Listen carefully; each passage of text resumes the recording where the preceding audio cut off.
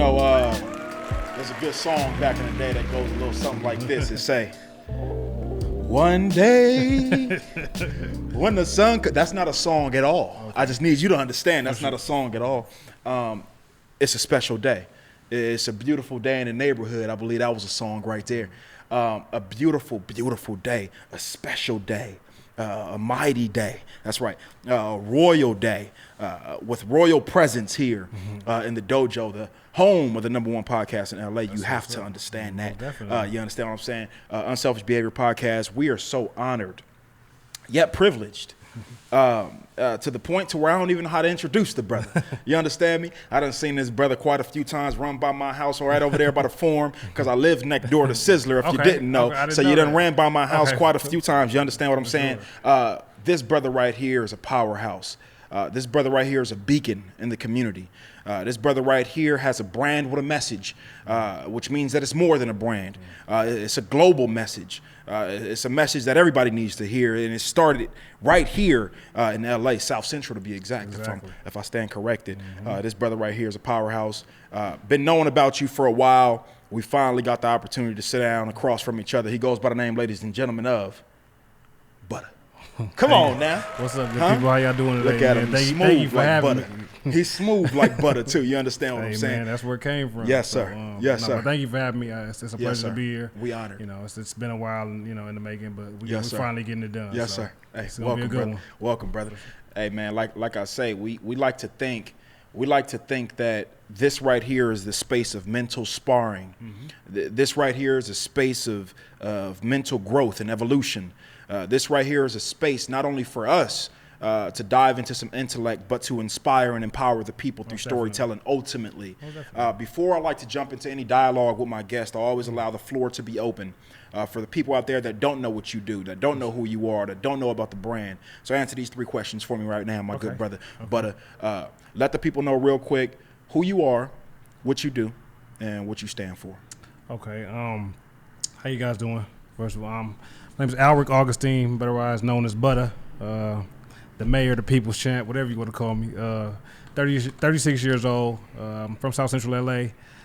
I run for a living. I run marathons. I started my run club, Keep It 100, almost 2 years ago, just to get people, my friends, my family on the road, just better health, and my mission is just to, help people in underserved communities, just get better, physically, and just continue to just be great out here in this world. And we're on a great path. We're on an amazing path right now. So yes, sir. I mean, that's a hell of a thing, man, to run for a living. Some people can't even run as a hobby. You understand what I'm saying? So you changing the narrative, and you're rebranding running. I'm not sure if you're aware of that. Yeah. You're rebranding the idea of running because when I look at your content on your page, I see you smiling. That's right. I see you happy. I see you enjoying what you do. I love what I do. And it's not a dreadful thing or like a job or shit. I don't even know if at this point you even look at it as a workout. It's just like you enjoy doing it that much. Listen, I wake up. I don't run every day, but that's like my coffee, some people need their coffee to, get their day going. Like running is what does it for me. You need to go get some miles in. Yeah, just get some miles in and come right back home, and just relax. Are you familiar with David Goggins? I know who David Goggins is. Motherfucking man right there. You understand what I'm saying? That man is an animal. You understand what I'm saying? Shout out to David Goggins because, one day we like to speak it into existence one day. Very soon, he's gonna be in this seat. David Goggins gonna be sitting right here. It's inevitable. It's only right, David Goggins. I hope you understand. It's already written. But with that being said, when I think about running, I think about like the mayor of running, and that's like fucking David Goggins. His mindset is very different. Right. He runs like hundreds of miles. He does ultra marathons. Like ultra marathons and stuff like that. Yeah. Are you working up towards that level of insanity, or is it just like, okay, talk to me?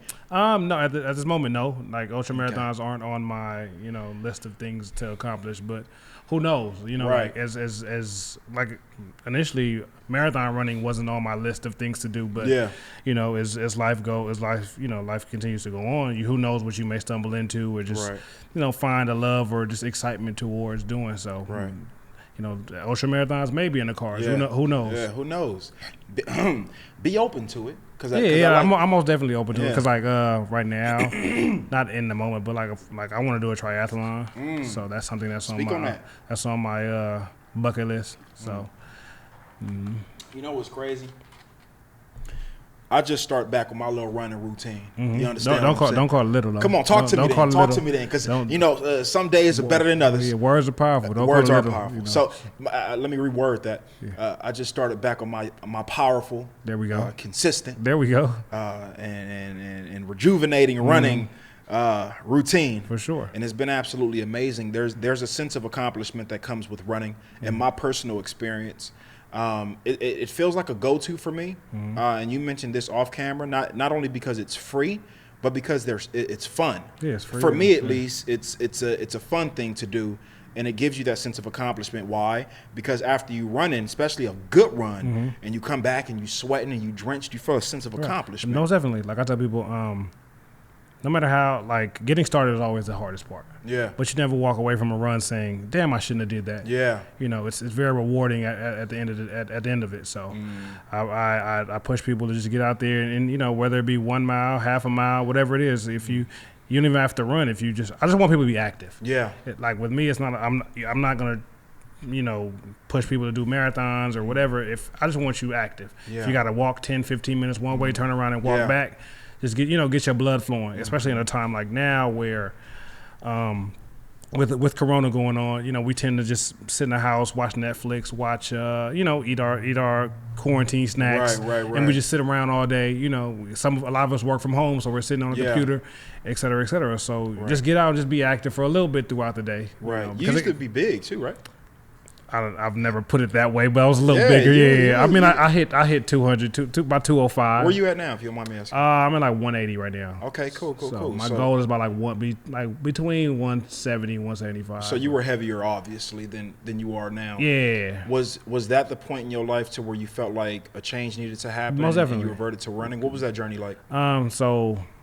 With my run journey started when 6 years ago, my daughter was on her way to being born. I played basketball my whole life, so in trying to make away from my family and like straying away from playing basketball, just being active and just working multiple jobs to put food on the table or just have some money set aside for when she gets here. Like I'm working, eating bad, going to sleep, and doing it all again. So next thing you know, you see that picture of yourself, and you like, look, yo, what the hell have I been doing? What have I been doing? So I got you. And like I said, with a child on the way, you don't want to spend any extra money. So I didn't want to get a gym membership. So I just started running. It was free. You can do it anywhere in the world, any time of day by yourself. So you don't need anybody with you. So I love it. You just mentioned something, man, that's one of my most passionate topics to discuss. That's right. One of my most passionate topics to discuss. Why? Because it's personal to me, and that's fatherhood. All right. We talked a little bit offline, and we know that we mutually have that in agreement. But I do think that there is a distinct difference between, not a difference, but there's something to be said about speaking positively towards black fathers specifically. What's that perspective like for you, and how do you try to go against the grain in that? For me, like, fatherhood is the most amazing thing ever. Awesome. Like I've ever done in my life. Agreed. It made me a man. Like before that, we as men just think we know it all. We got it all figured out. When you really don't know shit. So it's just like out here bullshit. Right. So for her, my daughter is the driving force for everything. I've never been so driven or so focused in my life. So she's what makes me go. She's what makes keeping 100 go. Like she can't see me fail. So it's and just for me to, my father, he was around early, but then he wasn't. So pretty much I became a man without a father. So I vowed not to go, down that road and, live like he did or do what he did. So like I'm here for mine every single day. Yeah. So no excuses. No excuses. Like no excuses. You figure it out. When it comes to them, you figure it out. Like you can. I always say, we've had times where we're down, let's say financially, and you gotta make a sandwich, some noodles or something, but I'm not gonna have my kid live like that. So I'm gonna make sure she's okay. She likes fish grill. She likes boiling and crab all the time. So she so I'm gonna make sure she got what she needs. Yeah, so. Absolutely. There's this sense of like they're always watching. Right. They're always watching, and most importantly, the lives that we're creating are whether we want to or not, I believe they're going to be passed down to our children, right? They're going to be passed down to our children. Whatever habits that we're creating now as adults, they're going to unintentionally and intentionally pick up those habits.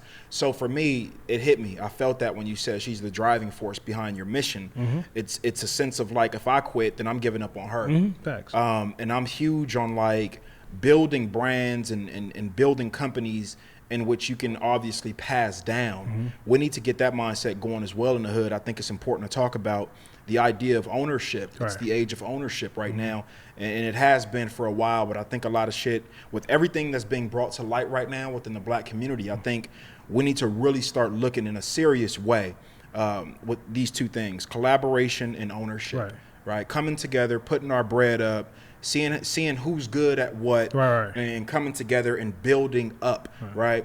With obviously everything that's been going on, social injustices have been huge as of recent, but they've always been here. This country was built on bullshit, you know, for the lack of a better word.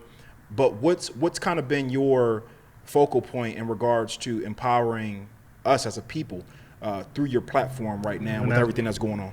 So that's the thing. Like I tell people, you know, and let's say with the social injustice, and you know, people would always, you know, let's say post stuff about like, oh, you aren't doing X, Y, and Z. Like they want you to do so much, right? Yeah. But everyone, you know, has their own thing and their own way of going about it. Facts. So if your way is through your podcast, if someone else's way is through art, you know, someone's is through cooking or whatever. Like mine is through running. So in June, I put together I did this thing called Miles for Justice. Saw that. So Miles for Justice, I put together in a day and a half, had over 500 people out there. Saw that. So it was amazing. All black on. With all black on. It was amazing. Probably one of my favorite events, one of the best events I've ever put on. So that's absolutely beautiful. I want to ask you an important question centered around just that.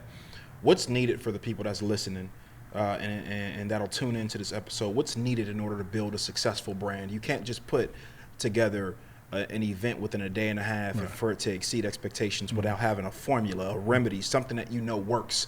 What's needed, in your opinion, from your perspective, in order to build a successful brand? I'm big on just telling people, I just believe that with branding and doing whatever it is you do, you have to love what you do. A lot of people are in jumping into things for the wrong reasons, whether it be monetary gain or Instagram fame or whatever. Like, so they're writing. Let's use the podcast for example. You know, your podcast is booming, so you know someone else may be like a character to people, so he feels like, oh, I can do a podcast too. Ain't that crazy? Because yours is, you know, taking off pretty well, so he feels like he could just come and do the same thing because you do it, but like he doesn't love it. Come on. So if you ain't in it for the right reasons, you're not in it for the right reason. Love what you do. Be genuinely and unapologetically who you are at all times. Yeah. You know, because people tend to like switch up when the cameras are on or when certain people are around because you know they don't want to be perceived a certain way. Like you see my Instagram, like I'm gonna have a good time. I'm a run. I'm a father. I'm a turned up. And so this is me at all times. Well-rounded. This is me. Yeah. And if you don't like it, I don't know what to tell you. Turn the channel. You know, I got people all the time that's been watching this podcast ever since I started. And you should see the comment section on YouTube. Huh? Right, like it's probably like, oh, you may curse too much or, you know, like. How the hell you over here cursing and talking about God and this and that and this? Hey, last time I checked. Right. Huh? Right. It was 5 chains around my neck. It was no smut on my rep last time that I checked. What that means to me is this. I don't work for anybody. Right. I'm building a brand based off who I am on the day-to-day. Right. Not exactly what my brother just said is very important for a lot of y'all to listen to because we have way too much of it right now, especially we in the age of Instagram. We in the age of social media. We in the age of really masking who we really are. Right. So when you see somebody that's operating from a space of not wearing a mask, judgment enters. It's like, hold on, why are you not going again, towards the mold? Why are you not like everybody else? Why are you not? Listen, I don't really give a fuck. Right. If you don't like how I talk, if you don't like how I dress, I don't have motherfuckers tell me why am I wearing a hat. Right. I don't have. If you don't like it, with all due respect, just turn the channel. Right. There's other podcasts, there's other channels, but my idea behind that same question I just asked you, which is things needed in order to build a successful brand, is authenticity. Right. Like you just said. You can't build a successful brand while trying to be somebody you're not. Exactly. Eventually, your mask will come off. Eventually, you will be exposed. Eventually, you'll get tired of carrying a character that's not you on your day-to-day life. Right. So I think it's super, super important for people to hear that. Stop building things or attempting to build things for the wrong reasons, right? For recognition, for money. That's a big one as well. People just wanting to do things just to bring in bread, realizing it's not sustainable long term. Let me tell you. Come on now. Sorry to cut you No, off. please do. So like let's dive with into the with the start of the Run Club and things like that, like it took off pretty fast. So I'm getting numbers from, I started my first time out 8 people. So I'm getting numbers from, I started getting 50, 75, 100 plus people. I have people around me saying, why don't you charge? So if I charge, okay, it's 3 of you guys in here right now. If I charge you guys $5 every week, let's say for 3 weeks, that's $45. After the 4th week, you're gonna be like, after the 3rd week, the 4th week comes around, you're gonna be like, I don't have to give him my $5 to run in the street by myself. We could do this by, on our own. We don't need to, if you don't have the 5 that day, it'll deter you from coming out. So I just created a space where you're free to come and enjoy this. You know what I'm saying? Like, it's not about money for me. Like, I'm genuinely happy. Yeah. Because this is for running. I'm a run regardless. So come with me. So it's, I'm happy when people tell me they've increased their mileage and their times and things like that. So that's what does it for me. That's like the reward. That's the reward. Like that's that's the payment for me. Like, money is like, I'm not tripping off no bread. I like that. I actually like that. For me, I think about my journey of event production. That's how it was for me. When I first started throwing events 5 years ago, all of my events was free. Just because genuinely I was having a good time. Right.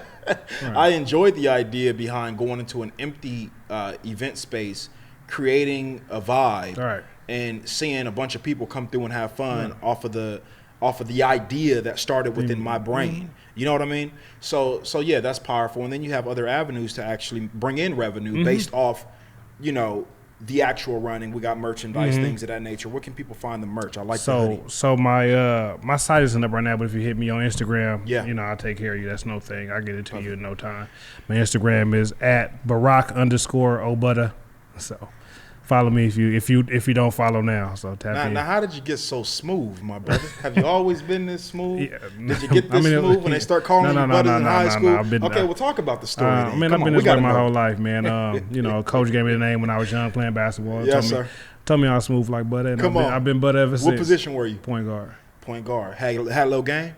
A lot of game. A lot of game? a lot of game. Come on now. Little handles on you or a lot of handles? A lot of handles. I understand that. I respect it. One thing that just stood out to me, my brother, is when you were sharing, it's the idea behind doing what you love. I'm still on that. My mind is still there. Success follows love. Yeah. And then success takes sacrifice. Yeah. Like, what are you willing to give up to be successful? Talk about that. So, I'm gonna just use relationships with. I'm gonna use relationships with a woman. Yeah. Because there's always that. You make time for what you want. Yes, sir. But I want success. So I can't deprive success to be laid up with you. Come on. You feel me? Or to be. You just want to chill? Or to be drinking with the homies. Or be. They gotta go. So I'm cool with just saying, oh, this isn't working for me right now because I'm focused on. I'm a man on a mission. Exactly. Yeah. Exactly. And then I've been in situations where, let's say, like, women, they may want time. Women, of course, want time, and it's no problem. But I flip it and say, with me, I compare myself as like a rapper, right? So if I rap and my girl is like, well, you're always in the studio, but I don't put out music, right? No results coming from that work. But if for me, you see the hits I'm putting out. Come on. So you can't be mad that I'm. You know what I'm doing. You feel me? Like, you see the results. You see what I'm saying? Stop playing with me. You feel me? I understand that. I understand that. Like, you said something that a lot of people can't do, which is leaving situations when love is involved for a greater purpose. Mm-hmm. Oh, we got to talk about that. Now my juices is flowing, sir. Leaving a situation or a person or a job or an experience or a place or a thing. I did all that. A city, whatever. Anything that's taking you away from your ultimate purpose and life's mission. See, that's the thing. Like, people who are okay with being stagnant and procrastinators and lazy, I'm a firm believer that they have no idea what their purpose is. Right. And they're not working towards anything. Right. And so, I mean, not anything outside of themselves, of course, right? Usually people who struggle with procrastination and laziness are self-indulging, right? They do things just simply to benefit themselves and not others. Right, and then with the purpose aspect of it, like you don't ever know when it's gonna find when you're gonna find it. Like, in life, let's start at 16. You're 16. You're in high school. You feel like you're gonna graduate, go to college, get a good job, get married. That's not how life works. I don't know if it's worked like that for anybody else, but like, how it works. But it didn't work like that for Be Visuals. I'm Be Visuals. I had to work for it. I had to build it. Right. So, as we go through adulthood, we tend to beat ourselves up because we feel like we aren't in the positions where we thought we would be at this time. We're supposed to have it all together. Right. Like, I'm not at the job. You know what I'm saying? I'm supposed to be married by now. Boom. So it's just like, you just got to keep pushing. You got to keep shooting shots. You know what I'm saying? Yeah. Something's going to eventually go in. Like, you can't be like, oh, nothing's working out, let me just give up. Like, you got to be willing just to do, anything and everything it takes just to figure something out. Because running was never, I'd never seen myself running. Like, if we had this conversation 5 years ago, running wouldn't have even been in the Ain't that crazy picture. Though? You get what I'm saying? So. Ain't that crazy? Sometimes in life we're called to do things that were outside of our original plan for ourselves. Oh, I gotta say that again. You see how that rolled off the tongue? Sometimes God, the universe, whatever you want to call it, there's a greater force out here. I think we all can agree. Sometimes the greater force will bring you to a direction that you didn't think you were going in. God don't make mistakes. Don't make mistakes. And I always say, people who are purpose driven are in the service business. They're in the business of making other people better. I've never met a purpose walker who's not in the service business, right? Making other people better, contributing towards the growth and development of others, and I think that's super, super powerful, my brother. You signed with Nike, right? Official Nike athlete. Nice. How'd that come about? A really good friend of mine, former Olympian. She got me. Connected with Nike just to get free stuff. Like, when I ran, it was just like, oh, get us some shoes or some gear.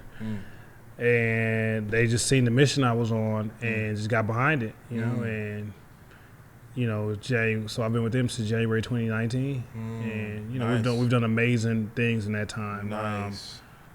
I had a commercial. They shut down Crenshaw for me for Black History Month. You out there running. Right, to do a 5K. So Crenshaw gets shut down for the parade, the King Parade, Taste of Soul, and they shut it down for a 5K for me.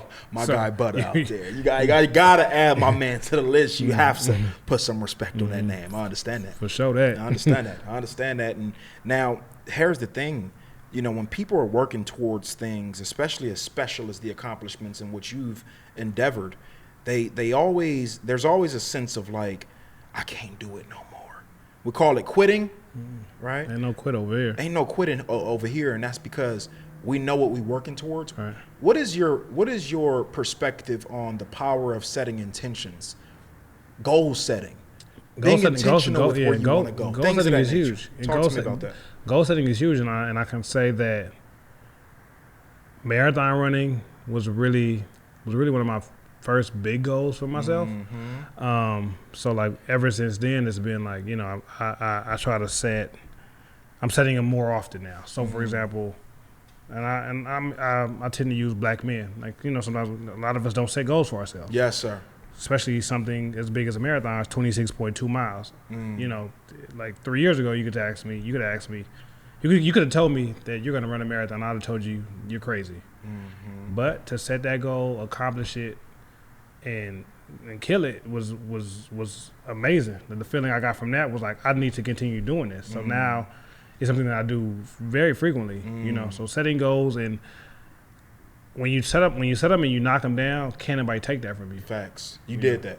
I did that. Yeah. I did, and I always go back to marathon running, but like I tell people who may work out, lift weights, whatever, like, you can't fuck with me. Excuse my language, but you feel me? My man just said excuse his language on the Unselfish Behavior Podcast. You can say whatever the hell you want up in here. Go ahead, my brother. But like, no, like I'm big on, like, I worked hard to do what I did, and you know, like, can't no one take that from me. You can't take it away. You can't, and you won't. Right. Because Butta won't allow you to. Not at all. You have to understand that. Right. But if somebody asks you what you're running towards in life, you see my questions is packed with a lot of weight. You see my questions are packed with a lot of weight sometimes, in which I have to repeat them.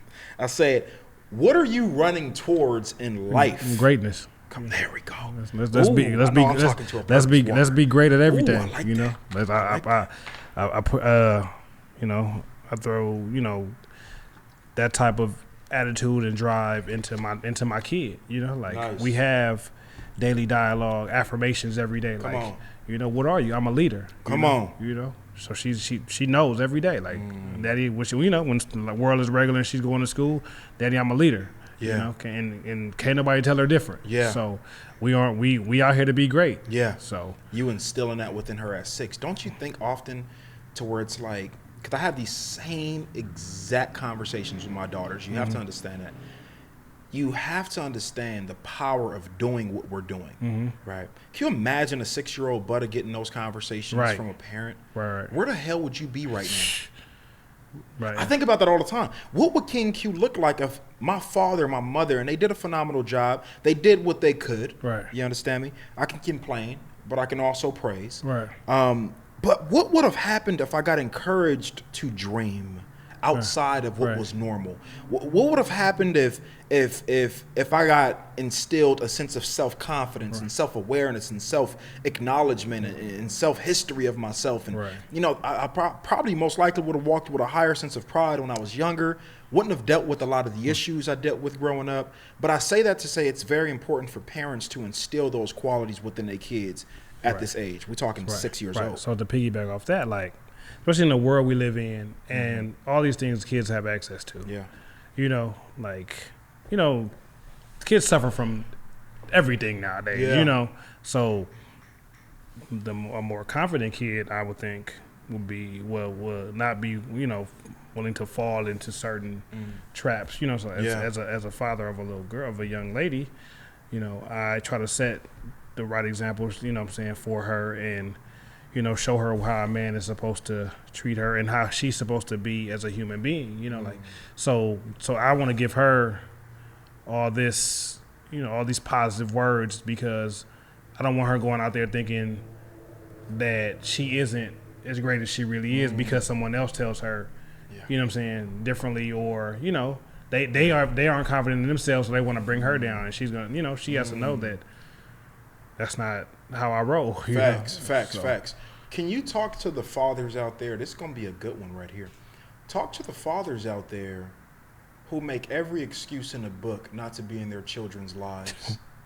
I'm talking, we call them deadbeats. Man. Well, we call them excuse makers. Some women will call them sperm donors. Man. What is the message to these brothers in regards to what they're missing out on and things of that nature, and how to separate, here's a big one, how to separate your emotional feelings towards the baby mama and understanding that the job is the child, not mending your relationship with your ex. Talk to these brothers. So getting into all that, like the whole, everything you just mentioned, so me and her mom are together. Yeah. But we have an amazing relationship. Good. Like, it's crazy. I posted her on Instagram to say, like, about a week and a half ago, just as like, just appreciation. I appreciate Nothing wrong you. with that. With everything I have going on, I appreciate you. Like, it's never like you know, when I want to I travel. So it's like when I want to travel, it's never like, oh, it's your day, or you know, you're supposed to have her. She's always like, okay, go ahead. Like, don't worry about it. Like, no problem. And, you know, and I appreciate that because those things could keep me from, you know, doing things for myself, or, you know, but it's not for myself, because when I'm traveling, it's for her, it's for my daughter, it's for her mom as well, because we're a family at the end of the day. Yeah. So we just like, it's crazy because people aren't used to seeing like a non-toxic co-parenting situation. Absolutely. Like, now we're talking turkey. Talking turkey. So like, we're good. Like that's that, like, and you know, like I don't let anybody, you know, down talk our relationship or whatever. Yeah. But for the fathers, it's like, you know, I try to show my relationship with my daughter, let's say via social media, and just like show you how fun this can be. Yeah. You know, in 2017, me and my good friend of mine, Mike Washington, we started an organization called ROK, WROK. We raise our kids. So it's an organization for fathers to show that there are positive fathers in the community doing dope things, who are there for their kids. Nice. We do father-daughter dances, father-son, you know, brunches. We do a picnic on Father's Day, things like that, nice. Just to show, just to have fathers come together and, you know, kind of piggyback off one another. Just, you know, just bring each other together. Yes, sir. So I like that. But yeah, fatherhood is the absolute greatest thing ever. I want to continue to, you know, I want to have more kids. Yeah. You know, people. How many you want, brother? I want 5. I want about 4, 5. Oh yeah, because people always put like the financial aspect on it, but like I said before, like I've never. It has a funny way of working itself out. Yeah, it works itself out. Like they make you work harder, you know. Yeah. So you got to really like up that game, up that mission. Right. I mean, because you know it's not what people try to make it out to seem. And I realized that after I had my daughter, and I had my daughter at 19 years old. It was 1 year after high school, so you can only imagine the type of feedback that I was getting from, you know, not so much my family. They were pretty excited, but just from peers, right? Your life's over, this and that. I fully embraced fatherhood at 19 years old, and it has never changed since that day. And as my daughter was getting older, I started to realize, wow, there's fathers out here that don't want to be a part of this process. Exactly. This is the most funnest, exciting, most amazing shit that you have a human, a small little human that for one looks like you. Right. That's an absolute sponge to everything you tell them. Right. Her development or his development is going to be strongly off of the influence of your teachings. Mm-hmm. You don't want to be a part of that because of how your baby mama made you feel, or because you started a new family with somebody else, whatever the case may be. Now, we're going to talk about something right here because I just spoke about it in an Unselfish Behavior Podcast exclusive. Yes, we have those every now and again when I got a little bit too much on my heart. You have to understand what I'm saying. For sure. Let it all we out, just man. had one last week, right? Be visuals. Be visual. Smiles. He nods. He gives thumbs up. So what I'm saying is this. I came up in this motherfucker last week because I had some stuff on my heart. Right. Very personal stuff. I needed to get out to the world. I think I sent you a clip earlier of some stuff. That was that night. Okay. So this was last Wednesday. I'm going through some shit right now, some co-parenting drama, if you will. Right.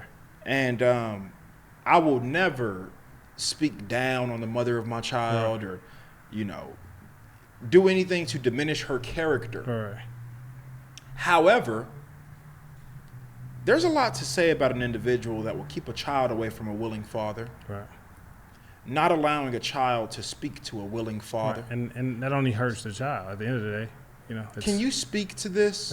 Because I did.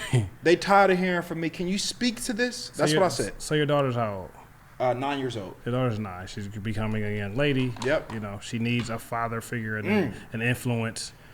Come on. You know, and without that, because the mom has some kind of bitterness in her heart, or sad, you know, still want to be with you, or maybe, you know, sees that be what it is, huh? Can we talk about the grits and potatoes up in this motherfucker? That's usually what it is. Can we keep it 100? Can we keep it run 100? You like that? Play on words? You like that? Can we keep it 100? Because like, I'll be feeling like that be what it is. Yeah, I mean, and that's the thing. Like, she probably knows that, you know, you're a good dude, and she messed up, or she's missing out, You know, she probably can't find anybody to kind of choices is looking sloppy. Right. When you was dating King Q, now the choices out here looking sloppy. Right. You got to take full advantage of what's going on. Right. And let's use, for example, like, I don't know the situation. So let's say you guys had a kid together. She had a kid with someone else after who doesn't or isn't as present, you know, as you. So, like, think about that too. Now it's like. You taking your frustration out on me. Right. Because your choice is a bag of potatoes. Right. Yeah, I understand that. I understand that. So, yeah. So I understand that. It's just something like I said, like with my co-parenting relationship, we understand, we love each other, we understand, but we don't work. You know, which is not a problem. That's a great awareness. That's a mature awareness. It's very mature. That's a very mature awareness. Very mature. But we both have, you know, a common interest, which is the child. Oh, yeah. So nothing else matters. Like, don't matter at all. So and nor should it. This individual is the everything. So whatever issues we have, that goes out the window. The child turns into the new mission. Exactly. The child is the mission. Right. So there's no, like, you know, like with me, there's no putting me on paperwork and none of that. Like, it's because, like, you know what I'm gonna do? I'm gonna do this, my brother. I'm gonna put together and compile a virtual workshop experience. Which I'm known to do these days, centered around co-parenting. Okay. And I want you to come on as a special guest. For sure. My brother. I'm down with that. I have to have that dialogue. Right. It's so important. Right. People they just be thinking I be talking sometimes on Unselfish Behavior. It's important to have uncomfortable dialogue and figuring out ways to collectively become better individuals, higher versions of ourselves. Because you're still family at the end of the day. More mature versions. Right. My brother's right here. Speaking of examples, speak on that family aspect. So yeah, like, we're a family, bro. Like, it's not like I'm not doing. We're not doing the 2 birthday parties or, like, you know what I'm saying. Yeah. Like, that's tricky to me. You know what I'm saying. Like, you know, if there's a first for our kid, we do it together. We'll go to Disneyland. Like, there's no, you know, like, we're not, you know, in situations on the other side, but, like, if there were, like, if there were that'd be a conversation, you know. Like, it's absolutely. And that's what communication is really the most important thing. You know, it's key. So, you know, it's key. You know, so she's gonna be in my life forever. My daughter's here, so she's like, I can't hate you. I can't have beef with you because what sense does that make? Yeah, who's it hurting? Yeah, who's it hurting? Because like, if I do that, it's gonna take me away from seeing the best thing that's ever happened to me. Yeah, you know what I'm saying. So, what is your advice to brothers that are not as fortunate as you, who don't have a good co-parenting relationship with the mother of their child, or even sisters out there who don't have the greatest relationship with the father of their child? What's your advice to these individuals if you have one party that's not willing to look at it from a mature perspective? I mean, get some help. Go to counseling together. That's when you know your ass need to go to counseling. Right. When the homie just say, shit, nigga, shit. Fuck. Shit, nigga, I don't know. Call Dr. Phil. Right, because you know, like, I understand. This is where you can probably hash out your underlying issues, you know, with someone who was not biased. Yeah. You know. Because if it's just if adults, you know, men and women come together and be like, we need to have a talk. Yeah. It starts off cool, but then, like, it tends to become a little tension. Yeah, like, as the layers start getting peeled off. Yeah. So then you pretty much back at where you started. You know, so it's just like, that's real, man. I've been through the court way before, and it's not fun at all. And you know, you go talk to a mediator. Right. Which is some white person that's supposed to get you to come down to a common goal or denominator. Right. And one thing that a mediator said to us was, you know, I think it's very sad that adults can't understand that the issue is not about them anymore. Right. It's about the kid coming together for a commman goal. And then so my direct advice to brothers and sisters who are dealing with this, and again, that are not as damn. Why was I about to say affectionate? Mm-hmm. Not as fortunate as my good brother Butta. You like that? My good brother Butta. I say handle it with love. Mm-hmm. I say even if you're dealing with a parent that's not willing to look at things from a mature perspective, even if you with somebody that's giving you drama, that's giving you hell, still deal with it with love. Still understand what the focus should be. Another thing, it could be the individual's family dynamic that plays a part too.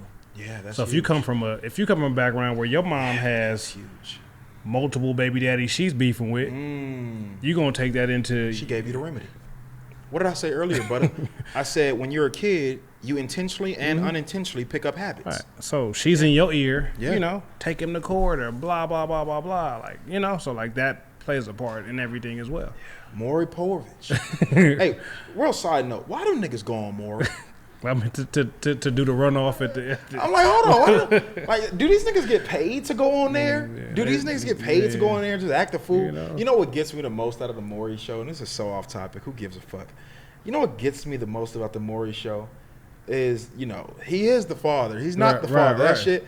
It's like, the woman sitting there saying, "You the one, you the only one. You gotta be you, boo boo." No one in the back of her head, she fucked Johnny a few months ago. You going on there making yourself look like a fool. And I tell my sisters this: stop having kids with individuals you ain't sure about. That's a good point. So, yes, sir. Can we speak on that? We can. Let's speak on that. So it's just like in today's day and age. Like I'm saying today's day and age, like I'm old, but people don't know the person they have a kid with, So it's like things move quickly, you know, and it's not like people meet weird now. Everybody's on, dating sites or DMs or whatever, and then the first 2-3 months are cool, y'all hitting it off, you sleeping together, 6-7 months in, she pregnant, but you don't know that individual. You don't have no idea. You don't know you don't know where they come from. You don't know what their family's all about, because all that plays a part. Yes, it does. So like me and mine, we were together more than 10 years, like 10 years, 10 plus years. You and the mother of your child. Yeah. So like I knew her through and through. So it's like if I it's one of those things. I was always like, if we had a baby together, I'll be cool here. But it's not like when you're having a kid, when you have a kid with somebody you just don't genuinely know, and then you don't know them, and then when a baby gets here, everybody changes. Like it's a change for everyone. So now you really don't know the individual. So because they have to adapt to what you're doing now. When they still haven't adapted to who you are. Yeah. You know what I'm saying? Before the kid. So, Absolutely.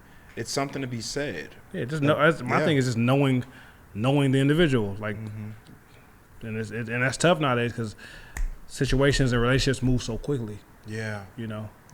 Because it's crazy, man. What's dating life like for Butta these days? I mean, dating's cool. Like look at the smoothness. Did y'all see the smoothness? I'm gonna make sure I zoom in on that part when we edit. He said, dating's cool, it's cool, man. It's my guy. Go ahead, talk about it then. I mean, right now, like. I'm big on like knowing. So let's go. And with me dating, a woman would have to understand that it's my daughter. It's running, then it's you. Come on. And that's no knock on you. But say that again for the sisters because they may look at this and place their bid. Right. Let's do it close like that, right there. Say it for the sisters. It's my daughter. It's running, and then you. Then it's you. Well, so you know what? She may be fourth because God, I'm sure. Well, most definitely. So do it again and put God before it because she don't even know she's God, fourth. my daughter, running. You're right. So So you're really fourth on the list, right. my good sister. So I have to understand that. It's just one of those things where like I got something going on, and it's on a mission. I'm on a mission, and I want you to be on a mission as well. So like I don't want to be in the front. Like I don't want to be number one. Yeah. You feel me? Like I want you to have something going on yourself. I want to be fourth too. Exactly. Like I understand. That's mature. Don't be wrapped up in me. Yeah. Like I want you to have something going on. Go build something. Go make something. We meet at our passions. Yeah. If you paint, if you're an artist or something, you draw. I go buy you. stencils or whatever. You know what I'm saying? Get some paint canvases or whatever. You come run with me. It's all time spent. We're building together. Yeah. But like I've dated women, they be like, I'm never coming running. Well, you're not the one. You know what I'm saying? Like, I mean, you don't have to run. I'm just big on like. No, she got to run. Keep it 100 with the sisters. Tell her she got to run. Stop playing because you're going to have motherfuckers out here hitting you up. My good sisters, I love y'all, but if you're just completely off like a healthier lifestyle, like that's just not for me. Like she ain't doing nothing. If you just don't want to do nothing, like her favorite hobby in the world is Netflix. Right. So if you don't want to do nothing, like I'm cool. Like, but it's just Come on. yes, sir. Yes, sir. It's just I always say like when the world is regular, right? Like I know I've stepped away from situations because I knew I couldn't give you the time you deserve. Let's say my day started at 5 a.m. I don't work a regular 9 to 5, so you may work a 9 to 5, but throughout my day, I'm doing whatever I do. Yeah. Meetings, whatever. Run club starts 7, 8 o'clock. I may not pull up on you till 10, 11. And you got to be cool. I'm giving you the last of me. You know what I'm saying? So like I barely have anything left when I get to you. So like I'm not gonna deprive you. So like I'm gonna just step away. So because I gotta get up and do this again at 5. I gotta do it tomorrow again, my sister. Right. So just like so just to save both of us, I'm gonna just step away. You know. So there's something to say about having a partner of value. I believe a partner of value is someone who's going in the same direction as you, somebody who you can grow with, build with, learn with. It's not so much falling in love, it's growing in love, growing with somebody, understanding someone's building flaws, a friendship things first. like that. Friendship has to be at the forefront of any relationship. That's huge for me. Right. If I'm not laughing, then we ain't crashing. Right. You understand what I'm saying when I say that? I just made that one up, by the way. I'm not sure. But I get it. You understand? The people gonna get it. But I just pulled that one out my ass, as they say. But what do you think? What do you think people should be looking for that are in the dating stage? What are some qualities that you think people should be, on the lookout for? Like you said,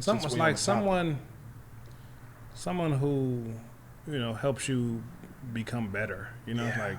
Who challenges you mentally, someone who drives you, who pushes you, who, and you do the same for them. It's just like, I mean, you're supposed to do the same for them, but like you're willing to do the same for them. Yeah. Like, some people you just be like, you're not willing to push them so because you're just kind of just going through the motions, like if we're both working towards something, let's figure out a way just to be great together. Yeah. So, Butta, one thing that I have learned from a relationship standpoint is this, and I actually learned it while I was single. One of the biggest qualities in which I believe people should be looking for in people are find you someone who's willing to learn how you want to be loved. Right. Nope. Learn how you need to be loved. Yeah. You can't just love me according to how you loved everybody else and expect us to work. Right. That's an illusion, right? Do you agree with that? I do. Yeah. I do. It's kind of one of those things like people use like the love language situation per se. Like if your love language is, what's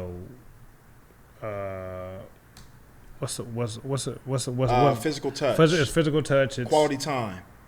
And what's another one? Storytelling. No, I just made that one up. It's one of them things. Cooking food, something. So if your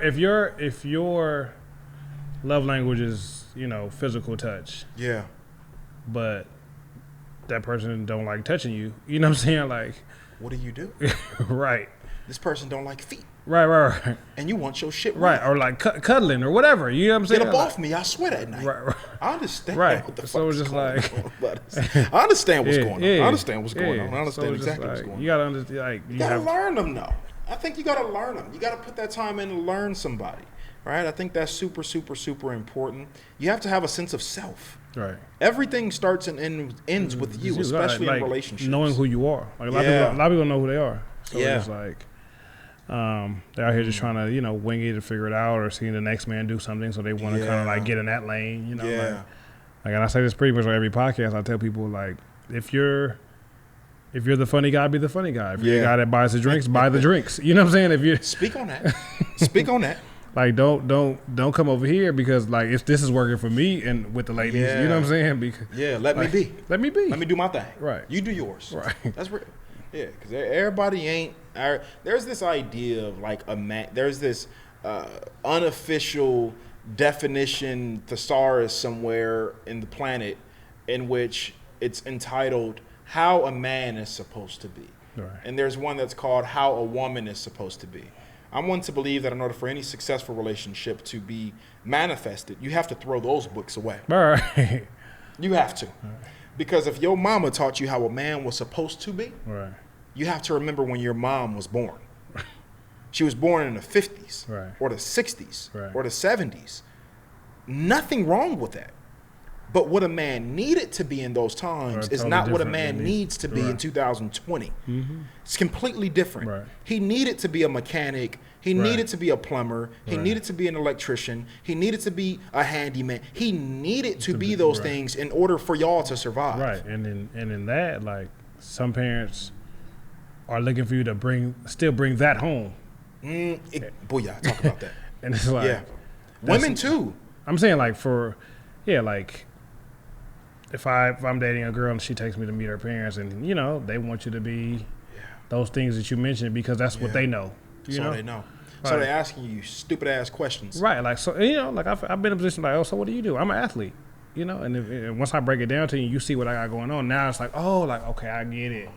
But they're judging you off the initial. Yeah. Okay, like, you know, I'm just like some random dude who just be, you know, in the gym all the time. But like, nah. I used to like to fuck with people. You introduce me to your family, I'm gonna make up a gang of shit. Like, you're right. Make up a gang of shit. Oh, yeah, I'm a surgeon, heart surgeon. Right. Where'd you graduate from? Santa Monica College. Right. 6-month course, and heart doctor. Yeah, that's what I do. People want to just judge you off the rip, and it's just like get to really know who I am, and you're gonna see that there's some dope shit going on. That's over real, here. my brother. You know, I don't have too many people. I do have a lot of people. I'm not gonna lie. I sit across from a lot of people. I'm not sure if you had the opportunity to see the people that I've sat across, or you know, the type of dialogue that we have on this show. But it's always refreshing to me when a guest leaves and I feel as though I could still talk to them. Most definitely. You one of them people, my brother. For sure, man. You one of them people. For sure, brother. I could talk to my brother all night. At times, it's funny because I'm not sure if you experienced this as well. The conversations start to become so good to where you forget you're being filmed. Right. It's like, I'm just going, just fucking talking. I forgot his cameras all over the place. But this has been absolutely beautiful. I can keep it going. But I like to leave it at spaces to where it leaves people in a thought-provoking space. So what I like to do before I have every guest leave the Unselfish Behavior Podcast, that is the #1 podcast in the city. Shout out to y'all. y'all. If you are an influencer, a creative, a business mind, an entrepreneur, whatever the case may be, a musician, whatever, if you are doing anything in your life and you reside in LA, and you ain't been on here, I don't know if you really doing it. I don't know if you really doing it. You understand me? Well, thank you for having me. I feel I done made it now. I'm only reaching out to people who are really like boots on the ground. For sure. Life centered around a mission. I want to pick that brain, and I feel like I've learned so much from you, my good brother. I can keep going and keep going and keep going. We're gonna do this again. We have to. We have to have a part 2. Please tell us how then we're gonna work on the co-parenting situation. We have to. I'm with you. Oh, that's coming. I'm with you. That's coming. Trust me. Look out for a text or a DM from your main man, King Q. But it's going down, man. I know you. You know my good brother Holla. Williams. Yeah. That's my motherfucking brother. Listen, you understand what I'm saying? Shout out to Holla, man. That's one of the most amazing people. I've met. Can you say that again? That's one of the most amazing people. That guy's a visionary. He's like his. I always want to give him his flowers. Holla, you do your stuff, man. Like I've known you about 20 years. I'm telling you, Holla, we go back. Holla used to throw these backyard parties back in the day, man. But like he did his rap thing. He used to have a van with his picture on the side. Good stories and the legend. But like what he's doing with the youth and these kids, and just trying to, he's next up, man. Like you deserve everything that's coming your way, brother. Wait to I love see you, that man. Brother win. I just can't wait to. And I know he's winning now. This is what I told him when he came on my show. You winning now. You know why? Because you have so many people who admire you, so many people who respect your craft, so many people who are influenced by your work. And, you know, I went to his last show and I saw him give you the award. And I said, oh, this is beautiful. This is alignment right here. Because I've been, you know. Because we had started like, you know, just chopping up through Jazz. And then. Jaslyn. Yeah. That's correct. That's my sister. You know, a.k.a. Brown Rich. You know, she likes to go back. No, not that Jasmine. Jasmine Gates? No. Jaslyn Sparks. No, Bonds on Bodies. Bonds and Bodies. Yeah. You see, I know quite a few Jasmines and Jaslyns. Yeah. So let's just shout them all out right now. Shout out to Jasmine Gates. Shout out to Jaslyn, a.k.a. Brown Rich. Shout out to my good sister Jazz, who came on the show. Bonds and Bodies, all my sisters. You understand what I'm saying? But it's been an absolute pleasure, my brother. As you can see, I'm an absolute fool. This is me on a daily basis. Sure. This is why...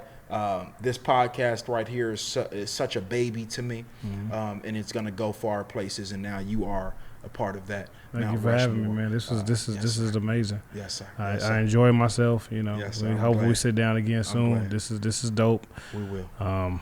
Thank you guys for listening. I hope you enjoyed. You know what was said today. Oh, we got a conclusion for you. We got a special way you got to go out. We got a special way you got to go out. For sure. This segment right here is called the Unselfish Message. One day we're going to say it's presented by Coca-Cola. But as of right now, this segment right here is called The Unselfish Message. It's given by you, not me. You'll look at this camera right here, which is your camera, my good brother. It's been on my good brother Butta since we started. You have to understand what's going on. And what you'll do is you'll look at that camera and you'll give the people your unselfish message. This message can be centered around absolutely anything you discussed today or anything that you want to leave the audience with. What is your unselfish message to the people out there looking at that camera? Ooh, put me on the spot. I have to. Put me on the spot. You're a legend. My unselfish message, man, just whatever you do, just give it everything you have. Put your heart into it. Put both feet in. You know, like we have times where, you know, we're on the edge of like, should I? You know, we are scared to like take the leap of faith. Yeah. So if you're thinking about it, if you're considering it, man, just give it a try, because there's nothing but greatness that's gonna come from it. So that's my message to everybody, man. I did it. You know, I'm doing amazing things. I'm hoping, you know, I can pass the same message on there to someone else. So thank you guys. With that being said, you know, it's been an absolute honor, my brother. It's been a privilege to have you on the show. I can't wait for part 2. We can't end out no episode, though, without shouting out the team. Okay. You know, the team of the podcast, because there is not a such thing as a great without having an amazing and awesome team. Sure. You know, we got to shout out the mind, the guru, the mastermind. You know, I call him B Visuals. He's been my guide now for 12 years. That's my brother right there. And, you know, we got a queen of the podcast as well. If you got a king, you got to have a queen. Of the podcast, you have to understand what's going on. Goes by the name of Queen Simone. With that being said, it's King Q. It's the Unselfish Behavior Podcast. It's Butta. For sure, it's Keep It Run 100. Right. Keep It Run 100. You can follow me on Instagram. My personal Instagram is Barack _ right there. Right. Barack _ Butta. My run page is at Keep It Run, the number 100. You know, you reach out to those. I'm going to be the one return the messages. So get at me. Support my brother. Buy merch. Join the movement. And tap in with my brother. And you know we're going to have the Instagram nice and tagged up, up on the thing and get you all together. With that being said, we out.